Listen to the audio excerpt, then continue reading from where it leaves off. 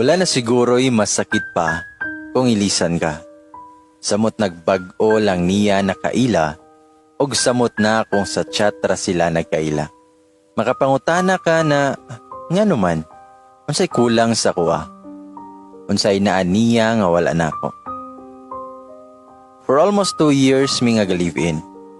Abi yun nakog siya na ang muunong sa kuha hangtod nga mga tigulang minduha. Uyab mi for 8 months, pero mi decide mi nga mag-live-in. 28 na ko, siya kay 24. Na ako'y trabaho, siya kay naay negosyo gamay sa online. Munang anda mi sa muang gibuhat.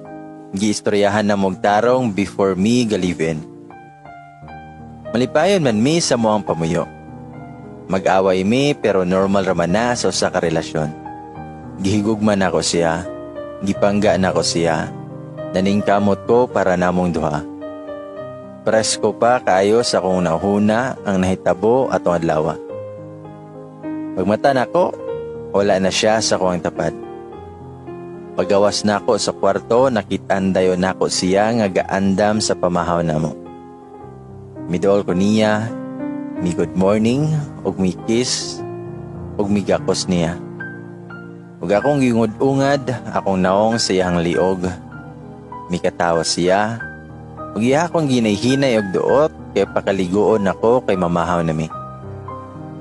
Naligo ko, dayon kailis ko, ug siya jud ang muandam sa kuang suoton kada adlaw. Makaingon yud ko nga perfect siya. Kitsa may magdahom taon ba? Namahaw mi, then mo trabaho na dayon ko. Pero before ko mugikan kada morning, naayun na kiss ug I love you. Madungo gihapon nako hangtod karon ang iyang giingon nga I love you love, amping ka perme.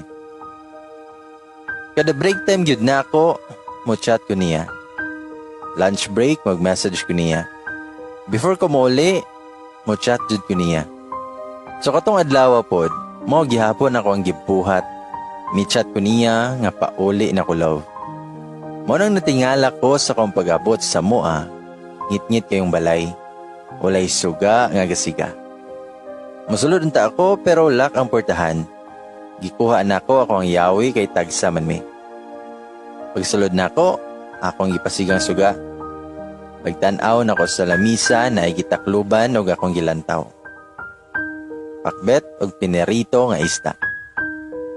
Ako siyang gitawag, love, love, pero walay nitubag. Akong giabrihan ang portahan sa kwarto. Paglili na ako, wala siya. Gikuha na ako ang phone, ako siyang gitawagan, pero unattended siya. Gunon ako kadyot kung naa ba siya'y giingon nako nga naa siya'y lakaw atong adlaw, pero wala ko'y nahinumduman. Ug sa dihang i-chat noon ta nako siya, pero giblock nako niya. Natingala ko, kay nakachat pa man unta ako niya nga pauli na ko love. Pero ting buto-buto sa akong dughan. Nablangko kadyot akong utok.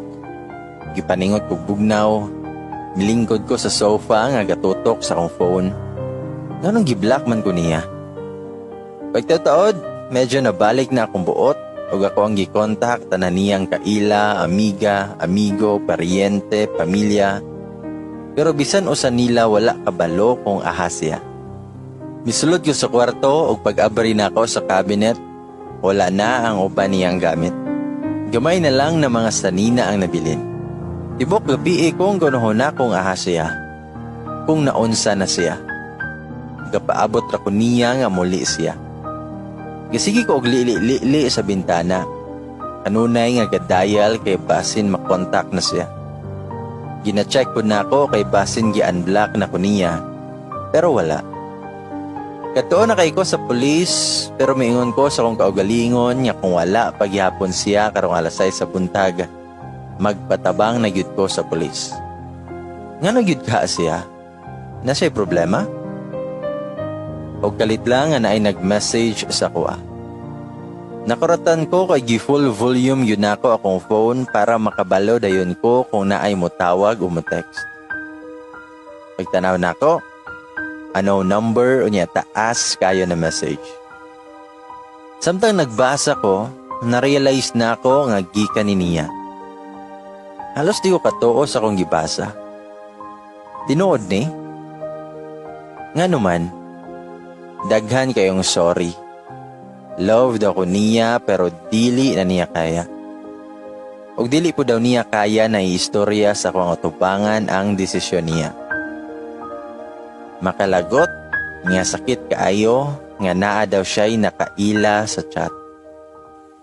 Og dili na lang daw ko mabalaka kay na siya sa lugar nga safe, og kuyog niya kay masaligan daw. Wala ako kasabot sa kumbation. Naglagot ko, nasakitan ko, galibog ko. Daghan kay kog pangutana. Ngano?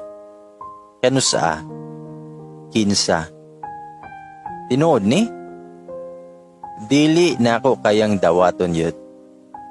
Gusto na ko nga makaistorya siya sa personal. Kanang kapin 3 years nga kailan ako siya og karelasyon, unya ing ana lang kadali para niya. Giilisan ko niya siyahang kachat o gipahibalo lang ko niya sa text. Wala na ilaing masakit pa ni.